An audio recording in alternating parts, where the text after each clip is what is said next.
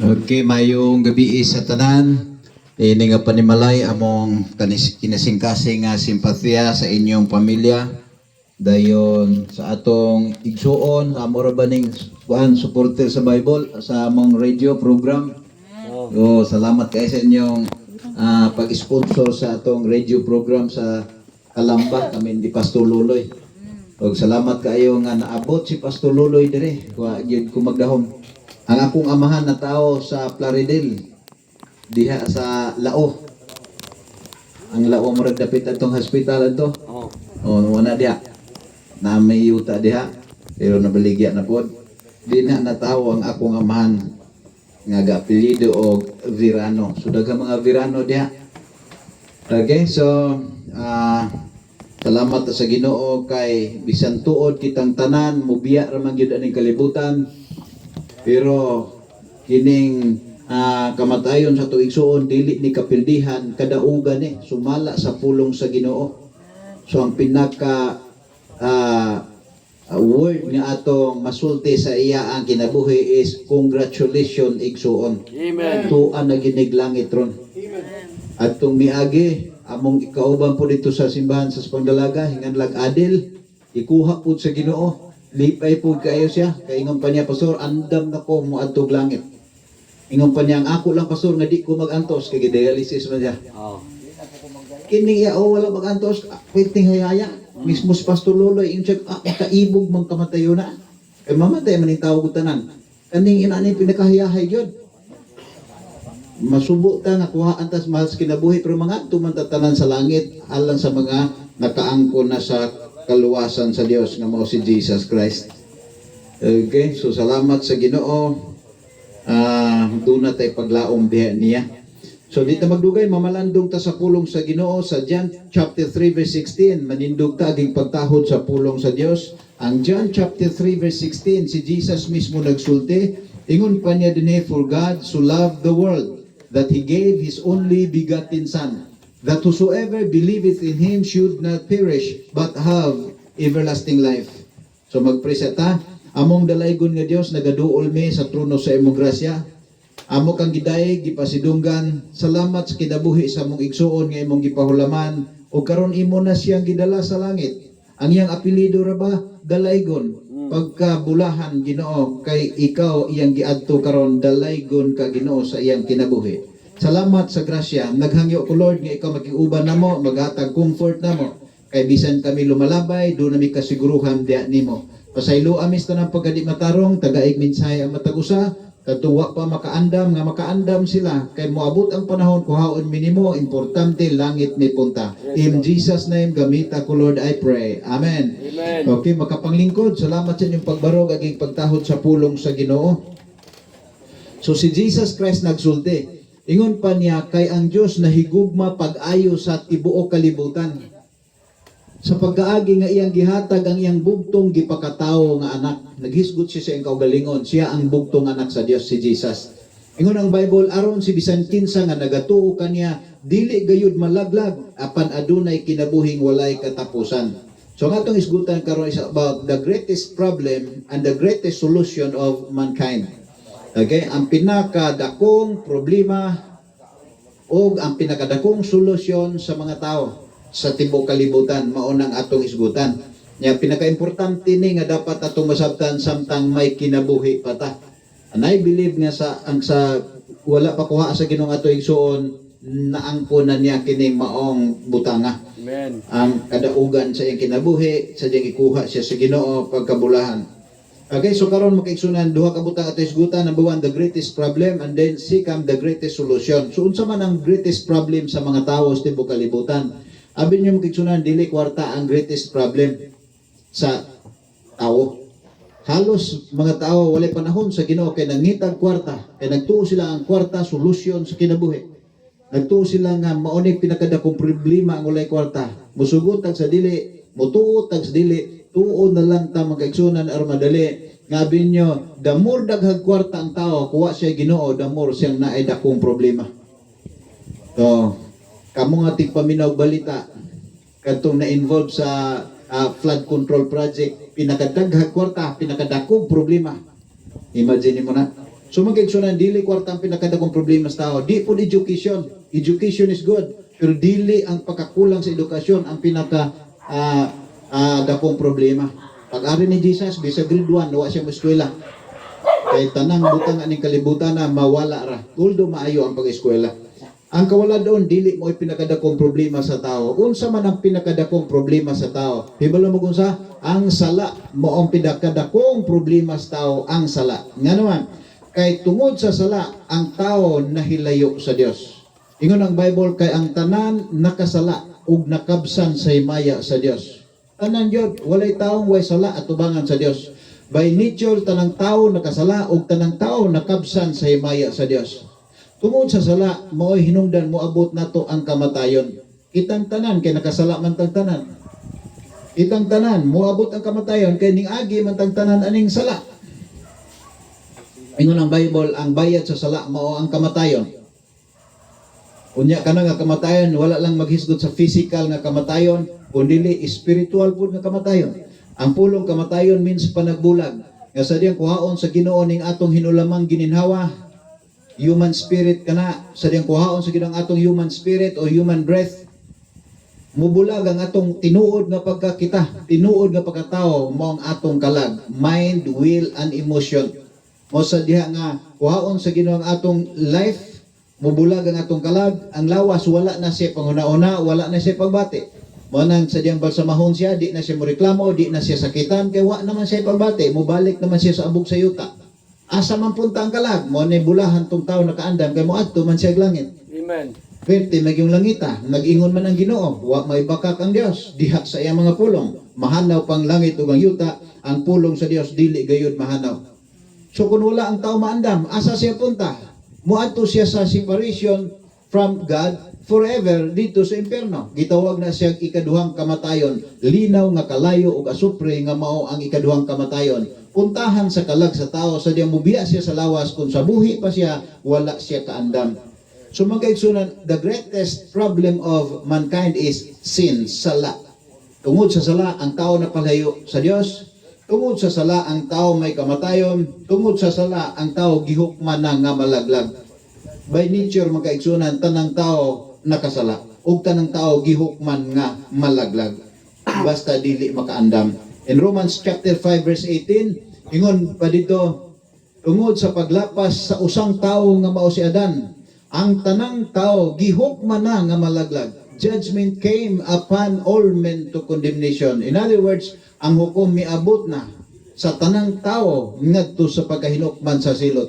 Kaya nga importante ang pagpangandam, kay ang tanang tao gihukman na nga malaglag. Ug kung moabot ang kamatayon nga wala siya maandam, malaglag yun ang iyang kalag. Ang kalag moadto gid sa lake of fire and brimstone, which is the second death.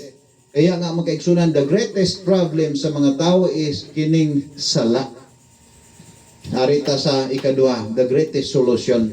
Ang greatest solution makaigsunan is kining atong gibasa, John 3:16. This is the greatest solution. Nga naman, ang pinaka-solution sa kinabuhi, dili kwarta, di gyapon kwarta, dili education, dili adunahan, kundi John 3:16 is the greatest solution of our problem. Kung sa problema sa tao, ang sala. Pero makaigsunan tungod sa John 3:16, naay gitawag greatest solution. Ining John 3:16, gitawag na siya of the heart of the Bible sa daghan nga mga magtotoo. John 3:16 is known as the heart of the Bible. Kaya ang kasing-kasing sa Dios naa sa John 3:16. Imagine ingon dito, for God so loved the world. Kaya ang Diyos sa hilabihan na higugma sa tibuok kalibutan sa pagkaagi nga gihatag niya iyang bugtong gipakatawo nga anak. Grabe no? Unsa kadako sa gugma sa Dios, di siya gusto mga laglag ta. Sa kadako siya ang gugma, gihatag ang iyang bugtong gipakatawo nga anak aron siya mamatay bayad sa atong mga sala. Kining kamatayon sa atong igsoon pitig yun yung hayahaya kayo. Ug si Pastor Luloy pa makaibog yung kayong kamatayon na. Kay mula bayra magita ni kalibutan na. Kanang kamatayon nga di ta magantos. Pitig yung hayahaya. Pero si Jesus Christ, pitig pag-antos. Antos gyud, gisiyan ka, tulo silang gilansang sa cross, siya giunang namatay.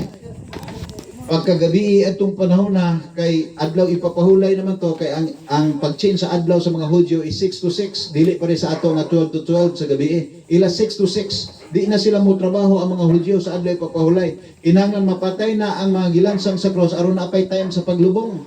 Alas 3 si Jesus namatay. Gipangduol nila tong duha ka tulisan, gipangbalian og tiil. Kay aron mamatay na, karon malubong na. Si Jesus ilang giduol kay balian pudunta. Paglantaw nila, patay naman si Jesus. Nga naman, gikulata man bayo. Katong duha wala man. Ingon ang Bible, aron matuman ang kasulatan nga walay bisan usa ka bukog na bali sa atong manluluwas. Tuman yun. Wa gid siya mabali eh. So imagine makaigsunan, nga namatay siya una, kay nga naman, gibunal-bunalan man siya. Kurunahan pag yung tunok, gilansang siya sa cross, di gidungkab pag gidang iyang kilid. Petim pag-antos niya. Parang unsa, parang maluwas lang ta. Kaya nga naman, wa may laing paagi maluwas ta. Ang manluluwas magimubuhat, dili kita. Bisag unsaon na tong sakripisyo mga kaigsunan, kung kaluwasan isgutan, di kita makaluwas na to. Kaya di man ta manluluwas. Ang makahimo sa kaluwasan, ang manluluwas lamang. Mao ni gitawag the greatest solution. Nga naman, bisan ang greatest sinner, ang pinakadakong makasasala, pwedeng maluwas. Usa ka naibaw-an ako, gitawag most wanted nga commander dito sa Bukidnon, niya mangita igsuon taga Bukidnon, taga Don Carlos man kining atong igsuon ning ari manlanig sa Pandalaga kay mag Bible school kini Mustululoy si Junje. Don Carlos sa Bukidnon kalayo ana, pero wa siya kaila sa akong gihisgutan na ay greatest of gitawag og most wanted commander dito sa Bukidnon. Most wanted kay ganaman daghan kayo napatay dayon kanang patungan na siguro yung ulo, most wanted God. Pero abi ninyo, di siya mutuog Dios, di siya mutuog Biblia.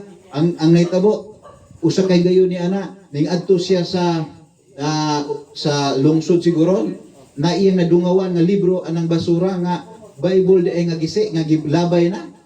Iyang gitanaw Biblia man gini, iyang giablihan, ditso man gyud na basa niya ang John 3:16 man gyud. Paglantaw niya, pagbasa niya, John 3:16, ka ang Diyos na higugma pag-ayo sa kalibutan, sa pagkaagi nga gihatag niya ang iyang bugtong gipakatawo nga anak, aron sa bisan kinsa nga nagatuo niya, dili malaglag, apan adunay kinabuhing walay katapusan. Iya man ang gibasa o niya, na-attract siya ba? Siya halaka. Bisan kinsa nga musalig, dili malaglag, napadagway ko'y paglaom man eh. Pitindaghanan na siya napatay tao. Normal ra kain nila ng pagpatay tao. Di gina makonsensya, kaya naanad na God. Mga commander gani ka, promoted na ka sa ilang grupo. Pero abi ninyo, di man ginamuto Ginoo, abi ninyo, ang John 3:16, iya man nang gibalik-balik og basa. Gidala niya ng guba nga Bible sa bukid, balik-balik ginagbasa. Karon, insert, nagpastor na siya sa Surigao. Kita nimo na, ang tao nga gituuhan nga, murag wa na'y paglaom, nagpastor naman gani hinuon, ug nagwali sa paglaom. Nga naman ang mga kaigsuonan, tungod kay ang John 3:16 iyang nakaplagan naa di ang gugma sa Dios nga si Jesus gihatag ug siya ang nagbayad sa atong mga sala. Siya namatay, nagula sa balaang dugo, gilubong apan nabanhaw sa ikatulo ka adlaw. Ingon ang Bible aron bisan kinsa nga mutuon niya di na malaglag apan adunay kinabuhing walay katapusan. Sa Bible si Pablo nagtuo mo nga katong gitawag most wanted commander ug mas dautan pa to ni Pablo, mas dautan pa si Pablo ato. So wa pa na siya mahimong apostoles. Kaya ngano, ang gipampatay ni Pablo dili kadtong mga dautan. Ang gipatay ni Pablo dili tong mga public enemies. Ang gipatay ni Pablo ang unang mga Kristohanon. Nag-una na to nga mga Kristohanon. Nga nagsangyaw nga si Kristo nakita namo nabanhaw siya, nabuhi ang manluluwas. Buhi siya ang unang mga magtotoo nga Kristohanon. Gipanggukod nilang Pablo, gipangpatay nilang Pablo. Mao nang matud pa ni Apostol Paul, usa kini ka matinud-anon nga panultihon ug takos sa tanan nga pagdawat nga si Jesus Kristo mianhi sa kalibutan aron pagluwas sa mga makasasala ug ako mao ang labaw. Sa ato pa si Pablo mas dautan pa atong most wanted commander di ay Junje nga taga inyo. Mas dautan pa. Siya kukunoy labaw. Nga naman ang iyang ipapatay katong mga butan nga mga tao. Dili to mga kriminal. Mga butan nga mga tao yung gipapatay. Mga iya sa Ginoo. Mas dautan gid siya tinuod pero ingon pa niya siya mismo nakaangkong kaluwasan. Diha nimo makita nga si Pablo nahimong writer sa about 14 ka mga libro sa New Testament. Out of 27 books, more than half si Pablo mo ang nahimong writer kay gitawag siya sa Ginoo nga mahimong apostoles. So John 3:16 is the greatest solution man kaigsuonan. Kay dili buot ang Dios nga dunay malaglag gani ang pulong sa Ginoo gisulat ni Pablo. Ingon pa niya sa 1 Timothy chapter 2 3 to 6, ingon pa niya matod pa niya Apostle Paul, usa kini ka this is good and acceptable of God in the sight of God our Savior. Ingon pa niya, mao kini ang maayo og nahimutan sa pananaw sa Dios nga atong manluluwas, nga buot unta ang tanang tao maluwas ug makadangat sa kahibalo sa kamatuoran. Si Pablo nagasulat ana. Nga ingon pa niya, ako ang labang makasasala. Ingon dito, nahimutan sa Dios nga ang tanang tao unta maluwas ug makadangat sa kahibalo sa kamatuoran. Maghisgot ang tanang tao, apil ang pinakadautan. Ug ingon ni Pablo, ako ang pinakadautan. Siya, pero apil siya giluwas. Ang pinakadautan pwedeng moadtog langit kung makadangop lang ni Kristo. Ang pinakabuutan pwede siya moadtog impierno kung di siya makadangop ni Kristo. Nga naman si Kristo ang dalan sa langit ug wala na lain pa. Dili ta moadtog langit kay maayo tang tawo. Dili ta moadtog langit kay buutan ta. Dili ta moadtog langit kay maayo ta binuhatan. Dili ta moadtog langit kay hinimbahon ta. Dili ta moadtog langit kay hingampuon ta. Dili ta moadtog langit kay maayo ta. Moadto tag langit kung nakadawa ta sa gihatag nga manluluwas nga mao si Jesus. Remember dito sa cross dunay duha ka mga criminal pod nga gilansang. Pero usa ra gyud nadala sa Ginoo sa langit. Nga naman isa ra man ang katungtoang midawat niya. Ingon ang isa, Ginoo kung tuan na ka sa imong gingharian hinumdumi ko. Jesus said, karon dayon muuban ka nako sa paraiso. Bisag unsa kadautan sa tao mamaluwas di siya kung budangop siya sa gihatag nga manluluwas nga mabasa nato sa John chapter 3 verse 16. So mo ni makita nato mga kaigsunan, balikan nato the greatest problem ang sala. The greatest solution is Jesus himself nga gimension sa John chapter 3 verse 16. Manang ingon ang pulong sa Ginoo, unsaon nato paglikay o natong isalikway ang ingon kadako nga kaluwasan sa Dios. Unsa ang dakong kaluwasan sa Dios? Si Jesus Christ mismo. Siya ang dakong kaluwasan sa Dios. Nagihatag siya sa Dios Amahan aron kita nga mga makasasala pagdangop nato niya maluwas ta. Kaya nga naman tanan natong sala gibayran na niya. Ephesians chapter 1 verse 7 nag-ingon dito, diha kang Kristo kita dunan nay katubsanan pinaagi sa iyang dugo. Ang kapasayloan sa mga sala sumala sa mga bahandi sa iyang grasya. Ang pagbiya nato sa kalibutan sa diya nakadawat ni Kristo maoy paggawas nato gikan aning kalibutan sa mga problema ug mao nay entrance nato pagsulod uban sa Ginoo. Kay naisulat na to be absent from this body is to be present with the Lord. Manang ato igsoon pitigyong hayahaya salamat sa Ginoo sponsor pag ginamo sa radio program namo. Do? Dalaygon man gid ini apelyido. Dalaygon jud ang Ginoo kay tinuod yun sa iyang kinabuhi. Tinuod yun pagkabulahan ni mo sister. Haya-haya kayo. Mo na magkigsuunan. Wa ni mag-inusara sa langit. Daghan na kayong gauna ani sa langit. Mo nang ug kitay mga tuglangit bibo na kayo dito. Kay daghan na kayong gauna. Akong mga igsuon tulo na gud nangamatay na akong mga igsuon. Ug sawa pa sila mga matay nangaluwas gid una sila. Nga naman, ulitaw pa ko sa una, gapagamit na ko sa Ginoo, akong gipang-adto sa ilang mga balay. Gipang sultian sa kaluwasan by the grace of God. Mituo silang tanan, kay akong giklaim ang pulong sa Ginoo nga nagingon, believe on the Lord Jesus Christ and thou shalt be saved and thy house. Ang akong amahan nga tuman ka bisyoso, naluwas gihapon. Bisag unsa kadako sa bisyo, dili na dako pa kay sa Ginoo. Naluwas gihapon ang akong amahan, tuwa na pog langit. Tulo na ko kaigsoon to ang naglangit. Ako pag yung gitugon tong akong ICU man, ICU. Ako man giadtuan sa ICU, murang nabalaka mag-ICU ana. Ug ayaw ka balaka manang mag-una ka na mo sa langit, na ako itugon nimo. Isulti ko palihog sa Ginoo. Yan lang ko. Pero nakonsensya ba pag ko ato nga manugon man ko. Wa ba dai ko Holy Spirit nga na mo access dito dito. Ya manugon pa man, sayo biya doon ako. Pero wa mo ko lang ikasulti ko, mo na lang ni manang at isulti ko sa Ginoo kay makita na magid mo. Ingna nga akong pre-request. No. So, basta lang, nindot kayo, nga nahibalo, manggod siya, nga mo ato naglangit. Nindot kayo mga kaigsunan. Ang akong amahan, ingon pa niya, mo ato na kog langit. Kaya nahibalo ko nga luwas ko. Mo ato kog langit. Mag-una ko ninyo. Kung ano nahibalo maka, ingon siya, ako nang gidawat si Kristo nga ako manluluwas.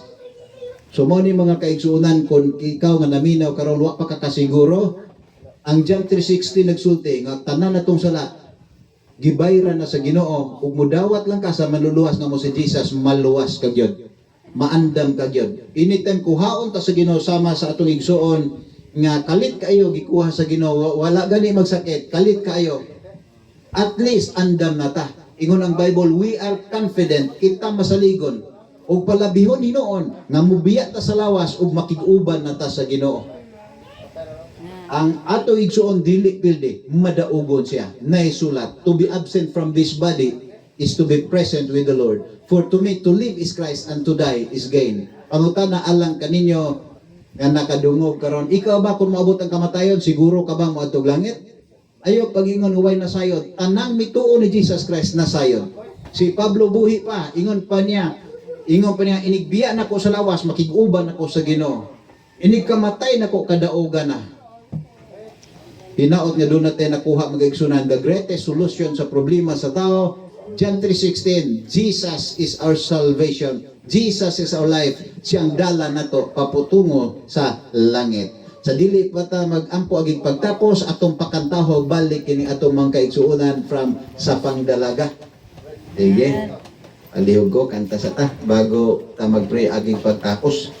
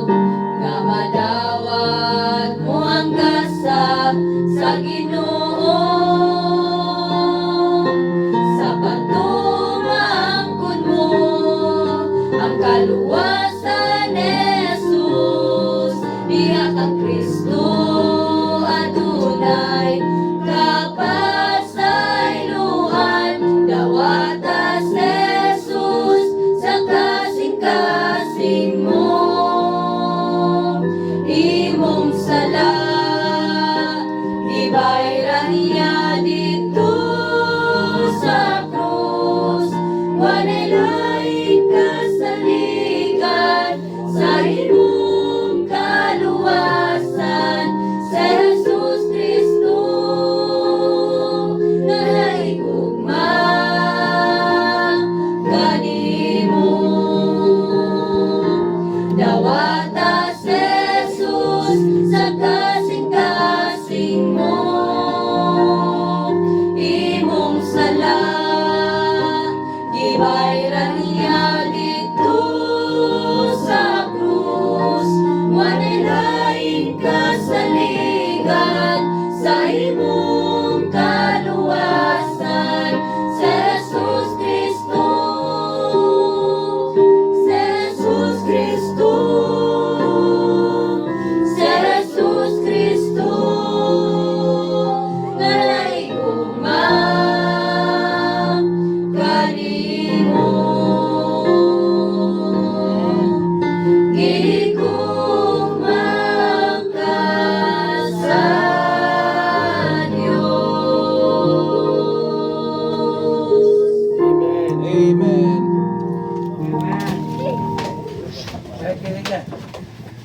Amen. So, once again, salamat kayo sa inyong pag-sponsor sa among radio program. Usa sa ato mga bunga sa Radio 2 ang nag-India, nimbalik na. Nag-mission na sa India. Salamat sa inyong pagsuporta. Dayon, padayon na itong pray nga daghan pang maluwas. Ang tao, dili mo atong impyerno aron luwason. Kinahanglan maluwas aron dili maimpyerno.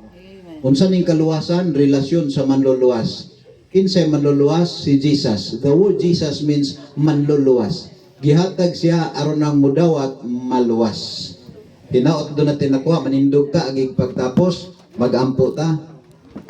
Let's pray, mga kaigalaan, bisan kinsa ninyo diha nga wala pa makadawat ni Jesus, dawatag yun siya. Ilha nga makasasala ka, pag hinulsol og dawata si Jesus, maluwas juga, moadto juga langit, kung ugaling man, kuhaon na ta sa Ginoo sama sa tuig suon, sa kalit gikuha siya. Pero bulahan, kay nahisulat na, inigbiya sa lawas, makikuban na ta sa Ginoo. For to me to live is Christ and to die is gain. Wa pa ba ka makadawat ni Jesus nga imong maluluwas? Sulod si makasing-kasing, ingna siya, Lord Jesus, pasayluan ning makasasala. Ingna siya. Ingna siya, Ginoong Hesus, ako kang dawaton nga akong manluluwas. Hari akong kinabuhi, Ginoong Hesus. Ingna siya, kaya ang Ginoo na minaw ra, naara duol nimo.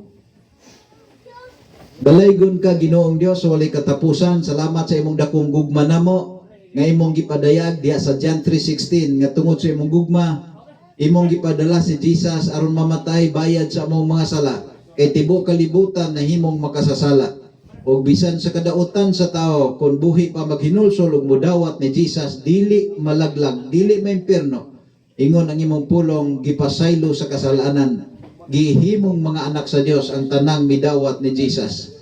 Amahan nga balaan nag-ampo ko Lord nga ikaw magapanalangin sa imong mga pulong nga unta kun doon na may nakapaminaw ni ini Ginoo nga naa sa layo nga unta Ginoo mudawat sila musalig sila nimo nga ilang manluluwas. Ang among relihiyon di ni makaluwas namo. Ang among maayong buhat dili gyapon makaluwas namo. Ikaw Jesus ang manluluwas nga kun dawaton ang tao maluwas ug dili malaglag apan adunay kinabuhing dayon para sa langit. Salamat Ginoo ini nga panimalay nga tigpaminaw usab sa among radio program. Salamat sa ilang pag-sponsor. I-bless kining panimalay. Gamita pa sila nga pinaagi silang kinabuhi. Daghan pa makadawat sa imong kaluwasan. Salamat Ginoo nga wala nimo paantusang amo igsuon nga imo nang gikuha. Imong gikuha siya nga wa magantos. Hayahay na kay siya ron. Kami wa pa makita nimo pero ang amo igsuon nakakita na nimo. Daghan kayo silang malipayon uban nimo dinha.